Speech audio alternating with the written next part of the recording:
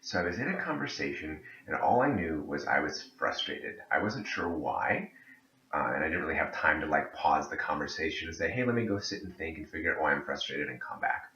I just knew I'm really frustrated with this one particular person. The rest of the group, it seemed like it was fine, but one person in particular, I'm like, okay, what's going on? So I was like mulling it over, and then I realized the thing that made me really frustrated was he kept saying, okay, so what we need to do is, and then stated something.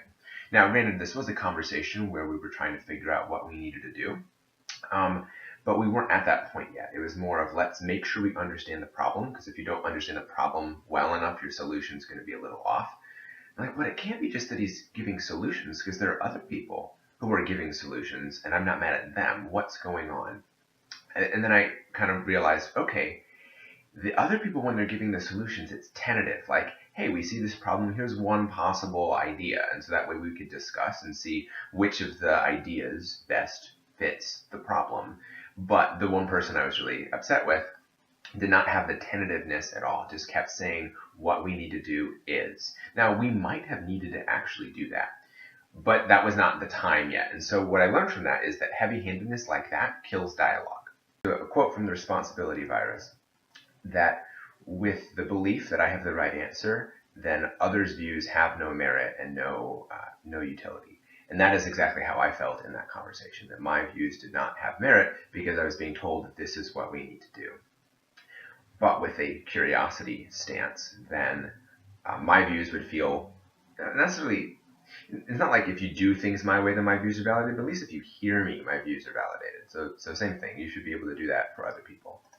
If the point of it was for us to discuss, saying we need to do this thing, destroys dialogue. So if the person's goal is to get us to do that one thing, being so blunt with it and not open to talking to other people is counterproductive to the goal. It doesn't actually get where he wants to go.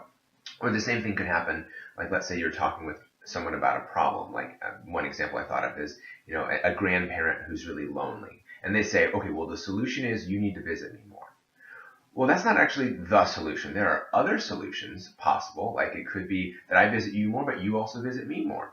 Or it could be that you find a friend group around you, but if they're unwilling to do that, and therefore they're saying that you have to visit me and that's the only way, well, their share of the problem is they're unwilling to do other things. And so that's why, again, that free flow of information, a dialogue sort of thing, is very good. So if your goal is to kill dialogue, then heavy-handedness, great way to do it. Otherwise, the actual listening sort of thing, as in trying to understand where they're coming from. At the very least, they have a perspective that you don't. Now, maybe you are right. Maybe you actually do have the correct point of view. So the perspective I have on that is, instead of like, I'm right, I have all the answers, this other person is either ignorant or has bad intentions, therefore I have to change them. That's the bad perspective. The good perspective is at least saying, the other person knows something I don't. Now, whether or not that's a relevant piece of information, maybe they know something that isn't going to change the course of action you need to take. Maybe it is. The only way to know is to ask. And so now your purpose, instead of getting them to see things my way, it's about listening and seeing where are they coming from, and now we can come to a conclusion.